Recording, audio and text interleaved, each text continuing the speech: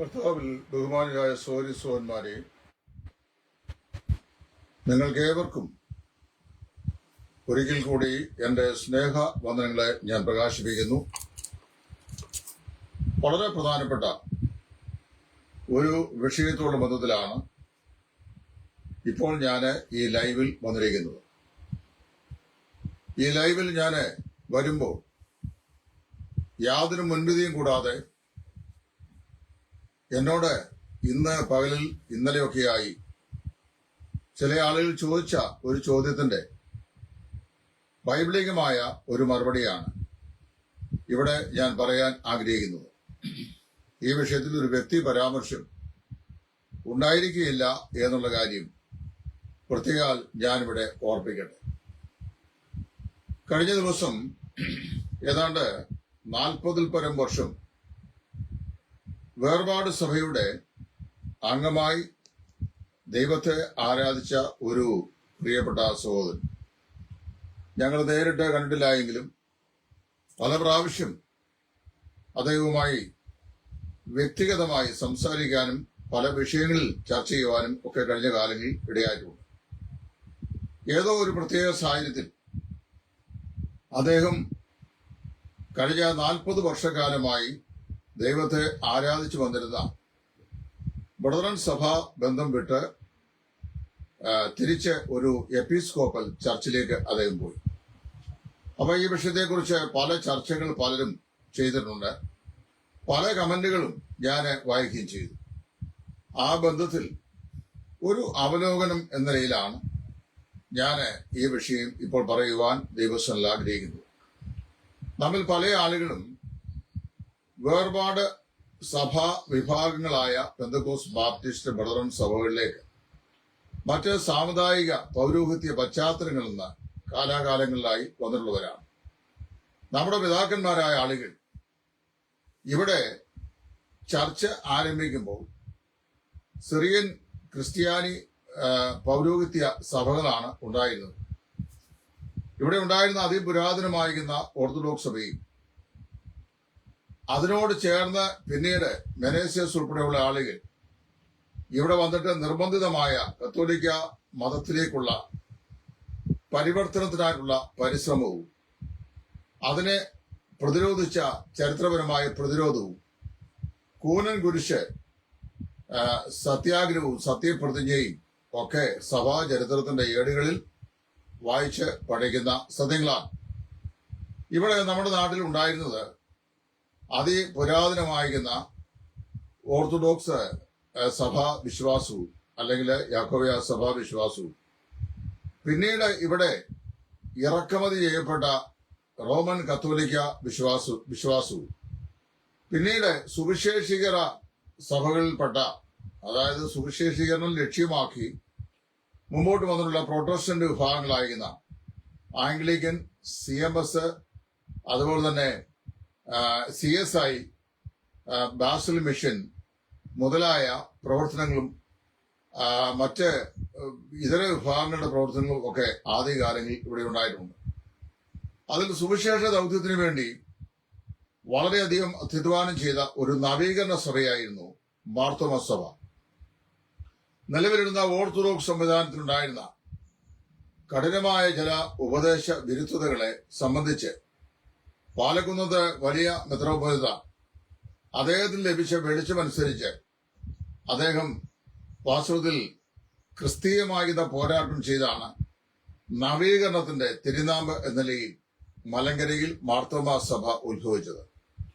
ഈ ഞാൻ ഉൾപ്പെടെയുള്ള നിങ്ങൾ പല ആളുകളും മാർത്തോമ സഭ പശ്ചാത്തലത്തിൽ നിന്ന് ഈ വേർപെട്ട വിശ്വാസം സ്വീകരിച്ചിട്ടുള്ള ആളുകളാണ്.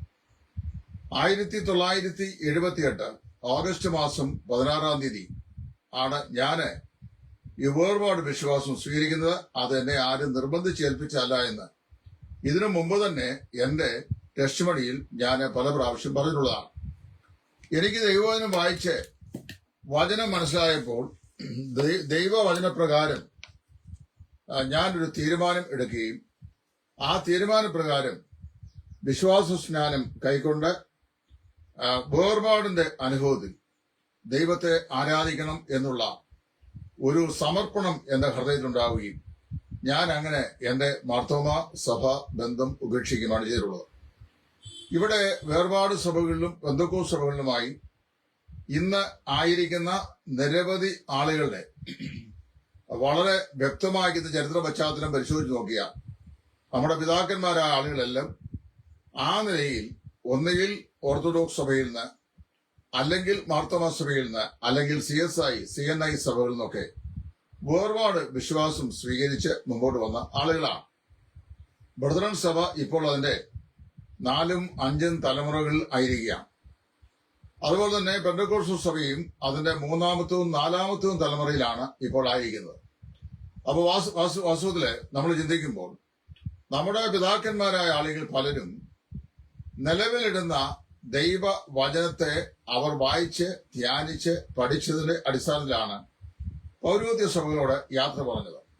ഇപ്പൊ എന്തുകൊണ്ട് ഞാൻ ഒരു മാർത്തോമാ സഭാ വിശ്വാസിയായി ജനിച്ച് വളർത്തപ്പെട്ടിട്ട് മാർത്തോമാ സഭ ബന്ധം ഉപേക്ഷിച്ച് വേർപാട് സഭാ വിശ്വാസത്തിൽ വന്ന് ഒരളവിൽ പറഞ്ഞു കഴിഞ്ഞാൽ വളരെ മാനസിക സമ്മർദ്ദവും പ്രയാസങ്ങളും ഒക്കെ അനുഭവിച്ച് ഇന്ന് വരെ ഈ 46 കൊല്ലമായി ഇത് തുടരുന്നു എന്നുള്ളത് ചോദിച്ചാൽ ഞാൻ അതിന് 3-4-5 കാരണങ്ങൾ വളരെ വേഗത്തിൽ ചൂണ്ടിക്കാണിക്കാം. ഒന്ന്, സഭ എന്ന് പറയുന്നത് രക്ഷിക്കപ്പെട്ടവരുടെ മാത്രം കൂട്ടമാണ്.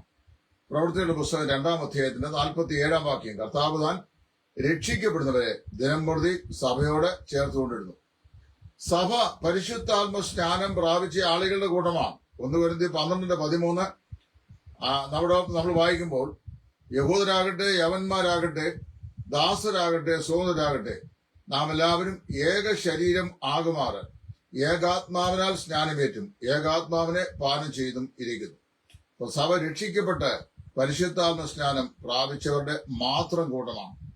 2, പ്രവൃത്തികളുടെ പുസ്തകം 2-ാം അധ്യായത്തിന് 42 മുതൽ വാക്യങ്ങൾ, അവന്റെ വാക്ക് കൈക്കൊണ്ടവർ സ്നാനമേറ്റു. അന്ന് 3000-ഓളം പേർ അവരോട് ചേർന്നു. അവർ അപ്പോസ്തലന്മാരുടെ ഉപദേശം കേട്ടും കൂട്ടായ്മ ആചരിച്ചും അപ്പം നുറുക്കുകയും പ്രാർത്ഥന കഴിച്ചും പോന്നു. അപ്പോൾ ദൈവസഭ പുതിയ നിയമത്തിൽ രക്ഷിക്കപ്പെട്ട് സ്നാനപ്പെട്ട് പിതാവിന്റെയും പുത്രന്റെയും പരിശുദ്ധാത്മയുടെ നാമത്തിൽ വിശ്വാസ സ്നാനം സ്വീകരിച്ച് കർത്താവിന്റെ സഭയുടെ അംഗങ്ങളായി കർത്താവിന്റെ കഷ്ടാനുഭവത്തെയും അവിടുത്തെ മടങ്ങിവരവിനെയും നമ്മെ അനുസ്മരിപ്പിക്കുന്ന കർത്താവിന്റെ മേശ അല്ലെങ്കിൽ തിരുവത്താഴത്തിൽ നിന്ന് പങ്കാളികളായി തീർന്ന ദൈവത്തെ ആരാധിക്കുന്ന ഒരു ആരാധന സമൂഹമാണ്. അപ്പൊ ഇങ്ങനെയുള്ള തിരിച്ചറിവുകൾ എനിക്ക് ലഭിച്ചപ്പോൾ, അല്ലെങ്കിൽ നമ്മുടെ പിതാക്കന്മാർക്ക് ലഭിച്ചപ്പോൾ അവർ സഹർഷം സ്വാഗതം ചെയ്ത ഒന്നാണ് വേർപാട് അനുഭവത്തോടുകൂടിയ വിശ്വാസ ആരാധനാ സമ്പ്രദായം. അപ്പൊ അങ്ങനെ വരുമ്പോൾ വാസ്തവത്തില് ഇതൊരു പുതിയ തുടക്കമായിരുന്നില്ല, പഴയതിലേക്കുള്ള ഒരു മടങ്ങിപ്പോക്കായിരുന്നു. മൺമറഞ്ഞ ഉപദേശങ്ങൾ മടക്കിക്കൊണ്ടുവരുവാനുള്ള ദൈവസഭയുടെ ഒരു പരിശ്രമമായിരുന്നു വേർപെട്ട സമൂഹങ്ങളും അവയുടെ ആരാധനാ രീതികളും. നിങ്ങൾ താല്പര്യമുള്ളവർ നിങ്ങളുടെ ടൈം ലൈനിൽ ഇത് ഷെയർ ചെയ്യണം, അനേകർക്ക് ഇത് ഉപകരിക്കപ്പെടും. അപ്പൊ അങ്ങനെ വന്നപ്പോൾ നമ്മളൊക്കെ ഓർത്തഡോക്സ്, മാർത്തോമാ, CNI ഒക്കെ സഭാ വിഭാഗങ്ങൾ വിട്ട് മുമ്പോട്ട് വന്നു. അടിസ്ഥാനപരമായ 3-4-5 കാരണങ്ങൾ ഞാൻ ഓർപ്പിക്കാം. 1, മാർത്തോമാ സഭ തന്നെ ഈ ഓർത്തഡോക്സ് സഭയിൽ നിന്ന് വേർപിരിയാനുണ്ടായ കാരണം നവീകരണമാണ്, സുവിശേഷങ്ങളുടെ നവീകരണമാണ്. നവീകരണ കർത്താക്കളായ പല ദൈവദാസന്മാരും മലങ്കരയിൽ എഴുന്നേറ്റ് അതിശക്തമായി ദൈവത്തിന്റെ വചനം സംസാരിച്ചപ്പോൾ ജനഹൃദയങ്ങളിൽ പരിശുദ്ധാത്മാവ് പ്രവർത്തിച്ചതിന്റെ പരിണതഫലമായിരുന്നു നവീകരിച്ച മാർത്തോമാ സഭ. അപ്പോൾ അവരാദ്യമായി പറഞ്ഞു, ഈ മരിച്ചവർക്ക് വേണ്ടിയുള്ള പ്രാർത്ഥന അത് യാക്കോബയ ഓർത്തഡോക്സുകാരുടെ ഒരു രീതിയാണ്. വാങ്ങിപ്പോയ അവരുടെ പിതാക്കന്മാർക്ക് വേണ്ടി, മാതാക്കൾക്ക് വേണ്ടി, അവരുടെ ആത്മാക്കളുടെ മോക്ഷത്തിനു വേണ്ടി അവർ പ്രാർത്ഥിക്കുക. അതുപോലെ ഈ ആണ്ടുതോറുമുള്ള കല്ലറ വണക്കം ഇത് അവർക്ക് ഇഷ്ടമില്ലായിരുന്നു. പുണ്യവാളന്മാരോടുള്ള പ്രാർത്ഥന, ഇങ്ങനെയുള്ള നിരവധി വിഷയങ്ങൾ അത് വചനപ്രകാരം തെറ്റാണെന്ന് ഏബ്രഹാം മൽപ്പാനും കൂട്ടർക്കും തോന്നി. അവരെ ദൈവത്തിലേക്ക് മടങ്ങി വരുവാൻ ആഗ്രഹിച്ചു. അങ്ങനെയാണ് മാർത്തോമാ സഭ രൂപം കൊള്ളുന്നത്. ആ സഭ നവീകരണ സഭയിലെ ആദ്യകാലങ്ങളിൽ സുവിശേഷ ദൗത്യത്തിൽ വളരെ പ്രയോജനപ്പെട്ട ഒരു സഭയായിരുന്നു, അല്ലെന്ന് പറയുവാൻ ആർക്കും സാധിക്കുകയില്ല. നമ്മുടെ അനേക ആളുകളും ഈ സഭയുടെ അംഗങ്ങളുമായിരുന്നല്ലോ. അപ്പൊ അങ്ങനെ വന്നു കഴിഞ്ഞ ശേഷമാണ് 1825 അയർലൻഡിലെ ഡബ്ലിനിൽ രൂപം കൊണ്ട ഈ ബടലം പ്രസ്ഥാനം. അത് നവീകരണത്തിന്റെ അതീവ പ്രാധാന്യത കൊണ്ട് ഉണ്ടായ മറ്റൊരു കുടിവരവാണ്. അതൊരു സെപ്പറേറ്റ് മൂവ്മെന്റ് ആയിരുന്നു. അതായത് അതൊരു സംഘടനയല്ല, ഒരു ക്ലബല്ല, പിന്നെ ഒരു മറ്റു സംവിധാനമല്ല. അതൊരു ജീവത് ഘടന പോലെ ഇങ്ങോട്ട് വന്ന ഒരു മൂവ്മെന്റ് ആയിരുന്നു. ആ മൂവ്മെന്റ് കേരളത്തിൽ 1899 1899 മാർച്ച് മാസം 19 കുമ്മനാട്ട് മലയാളത്തിൽ ഒരു ആരാധന ആരംഭിക്കുന്നത്. കുമ്മനാട്ട് കുറ്റിയിൽ മത്തായിച്ചൻ എന്ന് പറയുന്ന ആളിന്റെ വീടിന്റെ വരാന്തയിലാണ് അന്ന് 4 പേര് ചേർന്ന് ഒരു ആരാധന തുടങ്ങിയത്. അതിൽ പ്രശസ്തനായി മാർത്തോമാ സഭയുടെ ഇരവിപേരൂർ പള്ളിയിലെ വികാരിയായിരുന്ന കുമ്മനാട്ട് അച്ഛൻ എന്ന് പറയുന്ന പി മാമച്ചൻ, അദ്ദേഹവും കൂടെ സ്നാനപ്പെട്ട് വേർപെട്ട് വന്ന് അദ്ദേഹം കൂടെ ഉൾപ്പെട്ട കൂടിവരവായിരുന്നു ആദ്യത്തെ കൂടിവരവ് എന്ന് പറയുന്നത്. അങ്ങനെ അത് മുമ്പോട്ട് വന്നു. കേരളത്തിലെ ഈ വേർപാട് സഭകൾ വളരെ പ്രബുദ്ധമായി. നോയൽ സാഹിബ് പിന്നീട് ഇംഗ്ലണ്ടിൽ നിന്ന് ഈ കേരളത്തിൽ വന്ന് കുമ്മനാട്ട് അദ്ദേഹം ബേസ് ചെയ്ത് പ്രവർത്തിച്ചു. ബാസൽ മിഷന്റെ പ്രവർത്തകനായി കണ്ണൂരിൽ വന്നിരുന്ന ജർമ്മൻ മിഷണറിയായിരുന്ന വി നാഗൽ, വോൾബ്രൈറ്റ് നാഗൽ, അദ്ദേഹം സുവിശേഷ ദർശനം ലഭിച്ച് വിശ്വാസ സ്നാനം സ്വീകരിച്ച് അദ്ദേഹം കണ്ണൂരിൽ നിന്ന് കുന്നംകുളത്തേക്ക് താമസം മാറി. അദ്ദേഹം കുന്നംകുളത്തും നോയൽ സാഹിബ് കുമ്മനാട്ടുമായി പ്രവർത്തനങ്ങൾ കേന്ദ്രീകരിച്ചു. ധാരാളം മിഷണറിമാർ വന്നും പോയിക്കൊണ്ടിരുന്നു. നിരവധി ആത്മീയ പ്രവർത്തനങ്ങൾ ഇവിടെ ഉണ്ടായി. വലിയ ഉണർവുണ്ടായി. സഭകൾ ധാരാളമായി ഉണ്ടായി. ഏതാണ്ട് ആ കാലഘട്ടത്തിന് തൊട്ട് മുമ്പ് തന്നെ മഹാകവി കെ വി സൈമൺ സാർ അദ്ദേഹം മാർത്തോമാ സഭയുടെ ഉപദേശ രീതികളോടുള്ള എന്ന് പറഞ്ഞാൽ കിഴക്കോട്ട് തിരിഞ്ഞുള്ള പ്രാർത്ഥന, കുരിശ്, അതുപോലെ തന്നെ അച്ഛന്മാരെ ഇടക്കെട്ട് നടുക്കെട്ട്, അതുപോലെ അംശവടി, പിന്നെ ഈ വിശുദ്ധ സ്ഥലം അതിവിശുദ്ധ സ്ഥലം എന്നുള്ള ചേരിതിരുകൾ, സാമാന്യ ജനം, പുരോഹിത വർഗം എന്നുള്ള വ്യത്യാസം, ധൂപക്കുറ്റി വീശുക, പിന്നെ അതിൽ കുന്തിരക്ക് വിടുക, പിന്നെ ഇങ്ങനെയുള്ള പല കാര്യപരിപാടികളോട് ശക്തമായ വിയോജിപ്പ് അദ്ദേഹം ബോധ്യപ്പെട്ടിട്ട് വിയോജൻ എന്ന പേരിൽ അദ്ദേഹം ഒരു സഭ തുടങ്ങി. ഏതാണ്ട് 42-43 സ്ഥലങ്ങളിലായി കേരളത്തിന്റെ മധ്യഭാഗങ്ങളുടെ പല സ്ഥലങ്ങളിലും വിയോജന്മാർക്ക് സഭയുണ്ടായിരുന്നു. അതിന്റെ നടത്തിപ്പുകാർ ഈ സൈമൺ സാറും അദ്ദേഹത്തിന്റെ 12 ശിഷ്യന്മാരും ആയിരുന്നു.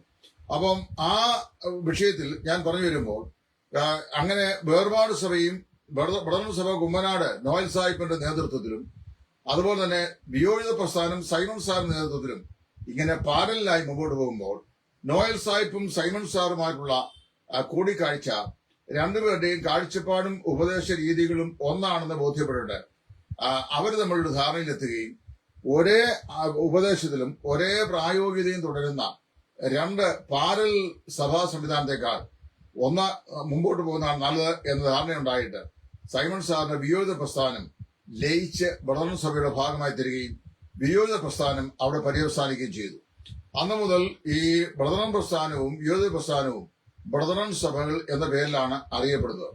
നോയൽ സാഹിബ് ഇവിടുത്തെ വിഭാഗ രജിസ്റ്ററിന്റെ തലക്കെട്ട് കൊടുത്തിരിക്കുന്നത് ക്രിസ്ത്യൻസ് നോൺ ആസ് ബ്രദറൻ, അതായത് ക്രൈസ്തവരുടെ ഇടയിൽ സഹോദരവർഗം എന്നറിയപ്പെടുന്നത് എന്നാണ്.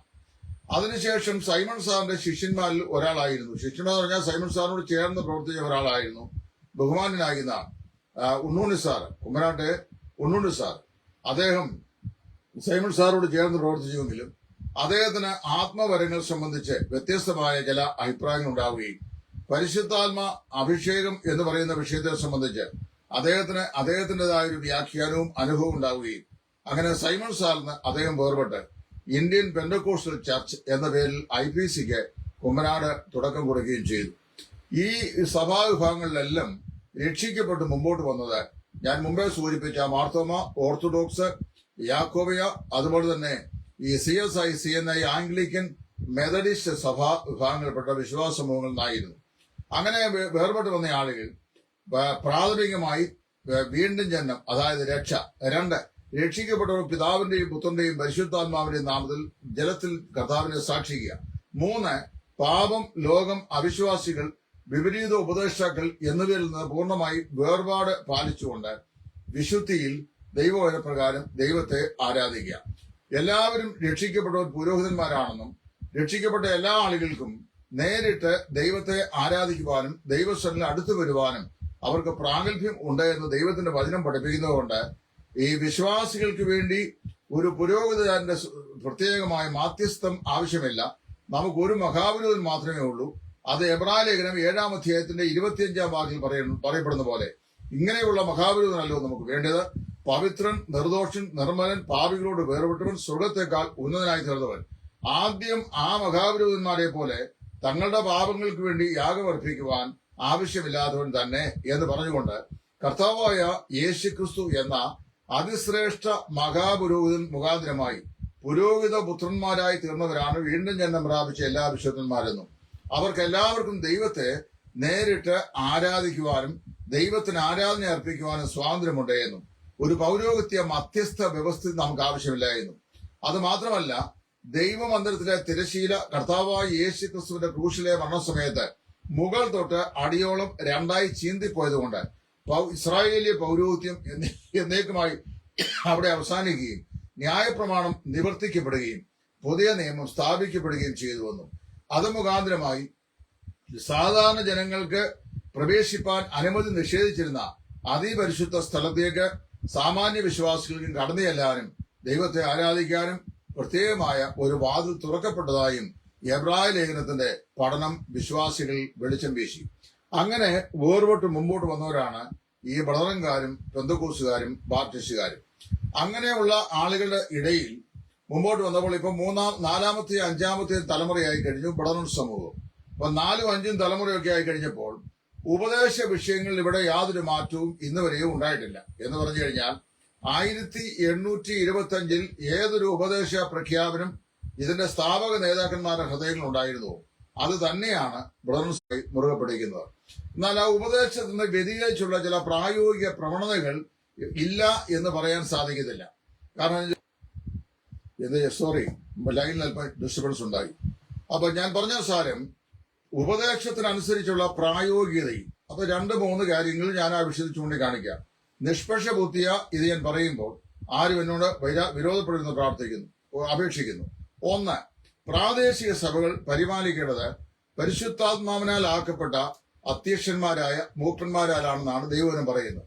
പ്രവൃത്തിയുടെ പുസ്തകം 20:28 നിങ്ങളെ തന്നെയും പരിശുദ്ധാത്മാവ് അധ്യക്ഷയാക്കി വെച്ച ദൈവത്തിന്റെ ആട്ടിൻകൂട്ടം മുഴുവനെയും സൂക്ഷിച്ചുകൊള്ളുക. അപ്പോൾ സഭയുടെ പരിപാലനം അധ്യക്ഷന്മാരെയാണ് ദൈവം ഏൽപ്പിച്ചിരിക്കുന്നത്. ആ അധ്യക്ഷന്മാരെ തലസ്ഥാനത്തേക്ക് നിയമിക്കുന്നത് പരിശുദ്ധാത്മാവാണെന്നാണ് ദൈവവചനം പഠിപ്പിക്കുന്നത്. പിൽക്കാലത്ത് 2ഉം 3ഉം തലമുറയായി കഴിഞ്ഞപ്പോൾ ഈ കാഴ്ചപ്പാടിനൊക്കെ വ്യത്യാസമുണ്ടായി. ഈ അധ്യക്ഷന്മാരുടെ നിയമനത്തിൽ കുറെ പാളിച്ചകൾ സംഭവിച്ചിട്ടുണ്ട്. ഉപദേശം അങ്ങനെ തന്നെ നിൽക്കുന്നു. അത് കൊണ്ടുള്ള പല വീഴ്ചകളും സംഭവിച്ചിട്ടുമുണ്ട്. ദൈവത്താൽ നിയോഗിതരായ ധാരാളം അധ്യക്ഷന്മാരുണ്ട്. എന്നാൽ സ്വയം അധ്യക്ഷന്മാരായവരോ അല്ലെങ്കിൽ മറ്റേതെങ്കിലും ക്രമീകരണങ്ങൾ കൊണ്ട് അധ്യക്ഷന്മാരാക്കപ്പെട്ടവരോ ആയ ആളുകളുണ്ട്. അതിൻ്റെതായ ന്യൂനതകളും ഉണ്ട്. വിവാഹം അത് ഒരിക്കൽ മാത്രം നടക്കുന്നതാണെന്നും ഒരിക്കൽ ദൈവം യോജിപ്പിച്ചതിനെ മനുഷ്യൻ വേർപിരിക്കരുതെന്നും ദൈവം പറയുന്നു. എന്നാൽ പല ഭവനങ്ങളിലും വിവാഹ മോചനവും പുനർവിവാഹവും നടക്കുന്നുണ്ട്. അത് ഉപദേശത്തിന് വ്യത്യസ്തമാകുന്ന ഒരു സമീപനമാണ്. എന്നാൽ ബ്രദറുകാരുടെ ലോകവ്യാപകമായി അംഗീകരിക്കപ്പെട്ട ഒരു പ്രവണതയല്ല എന്ന് ഈ സമയത്ത് പ്രത്യേകം ഞാൻ ചൂണ്ടിക്കാണിക്കട്ടെ. ഇങ്ങനെയുള്ള പല വിഷയങ്ങളിലും പ്രായോഗിക തലത്തിൽ ചില വീഴ്ചകൾ സംഭവിച്ചിട്ടുണ്ട്. അങ്ങനെയാണെന്ന് വന്നാലും അടിസ്ഥാന ഉപദേശ സത്യങ്ങൾക്ക് യാതൊരു വ്യതിചലനവും സംഭവിക്കാതെ ഇന്നും നിലനിൽക്കുന്ന പ്രസ്ഥാനങ്ങളാണ് ഇതെല്ലാം. അങ്ങനെ വരുമ്പോൾ നമ്മുടെ ഒരു വാത്സല്യ സഹോദരൻ കഴിഞ്ഞ ദിവസം ഈ സഭാബന്ധം ഉപേക്ഷിച്ച് അദ്ദേഹം തിരിച്ച് താൻ വന്ന മാർത്തവമായിലേക്ക് പോയി. അപ്പൊ അതിനോട് ബന്ധപ്പെട്ട ചില ആളുകൾ ഞാൻ അദ്ദേഹത്തെ നേരിട്ട് വിളിച്ചിരുന്നു. എന്റെ വാസ്തവത്തിലെ വ്യക്തിപരമാകുന്ന ഖേദം ആ വിഷയത്തിൽ അദ്ദേഹത്തെ അറിയിച്ചിട്ടുമുണ്ട്. സാഹചര്യത്തിന്റെ സമ്മർദ്ദം കൊണ്ടോ എന്തുകൊണ്ടോ ആയിരിക്കാം അദ്ദേഹം അങ്ങനെ തീരുമാനമെടുത്തത്. അതെന്തോ ആകട്ടെ, ഞാൻ അദ്ദേഹത്തെ പേഴ്സണലി ഇവിടെ വിമർശിക്കാൻ ആഗ്രഹിക്കുന്നില്ല. കാരണം അദ്ദേഹം ഒരു നല്ല സഹോദരനാണ്. എനിക്ക് വ്യക്തിപരമായിട്ട് അദ്ദേഹത്തെ അറിയാം. എന്നാൽ അദ്ദേഹത്തിന്റെ രീതികളോ അല്ലെങ്കിൽ ചർച്ചാ രീതികളോ ഒക്കെ അല്പം വിഷമതകൾ പല ആൾക്കാർക്കും തോന്നിയേക്കാം എന്നുള്ളത് മാത്രമേ ഉള്ളൂ. എന്നാൽ നമ്മുടെ മധ്യത്തിൽ വിശേഷാൽ വേർപെട്ട വിശ്വാസത്തിലേക്ക് വന്നിട്ടുള്ളതിൽ എന്നോട് ആശയപരമായി എതിർപ്പ് പ്രകടിപ്പിക്കുന്ന ആളുകൾ പോലും നമ്മുടെ സഭാവിശ്വാസം വിട്ട് പുറത്തു പോകാൻ പാടില്ല എന്ന് ചിന്തിക്കുകയും വിശ്വസിക്കുകയും കഴിയുമെങ്കിൽ അവരെ പിടിച്ചു നിർത്തണം എന്ന് പറയുകയും ചെയ്യുവാൻ ദൈവാത്മാവുള്ള ഒരു മനുഷ്യനാണ് ഞാൻ. അതുകൊണ്ടാണ് ഞാൻ ഇപ്പോൾ ഈ വിഷയം പറയുന്നത്.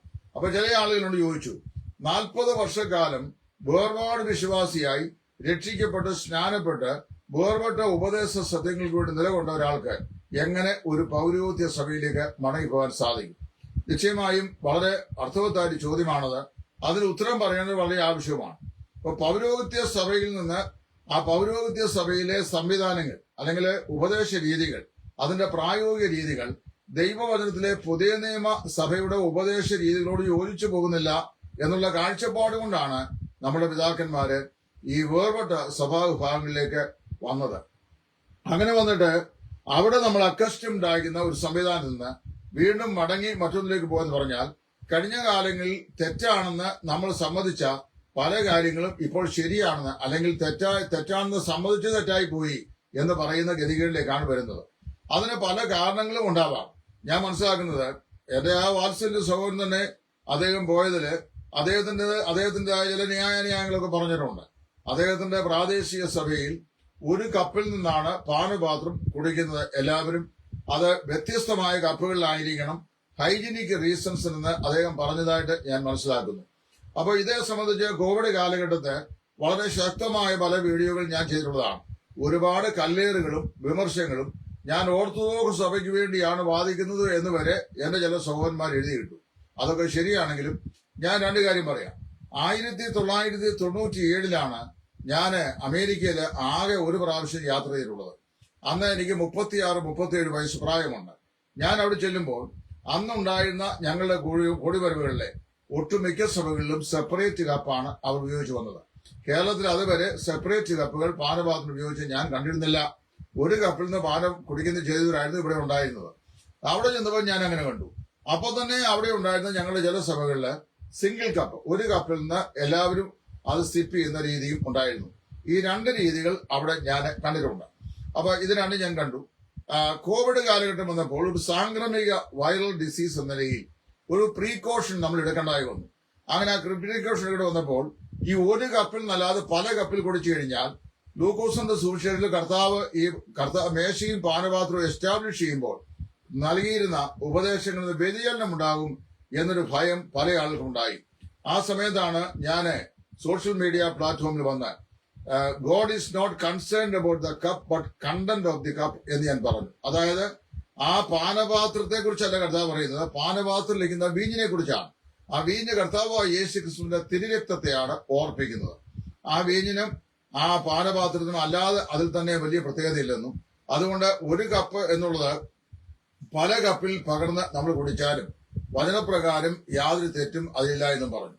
പിറ്റേ ദിവസം CLS മുതലുള്ള സ്ഥലങ്ങളിൽ ഉണ്ടായിരുന്ന ഈ മൾട്ടി കപ്പുകൾ അടങ്ങിയ പാത്രങ്ങൾ ധാരാളം ഉണ്ടായിരുന്ന ചെലവായി.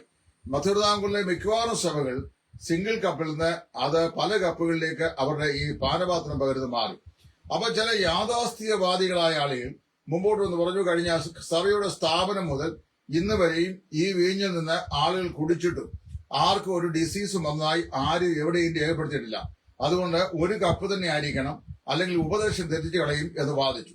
അപ്പൊ ഞാൻ അവരോട് മറുപടി പറഞ്ഞു, 1979 ഞാൻ കണ്ണൂര് എന്ന് പറയുന്ന സ്ഥലത്ത് ആയിരുന്ന സമയത്ത് മഞ്ഞപ്പിത്ത രോഗിയായ ഒരാളുടെ കൂടെ ഞാൻ പാനപാത്രത്തിൽ നിന്ന് അദ്ദേഹം കഴിച്ചത് കുടിച്ചു.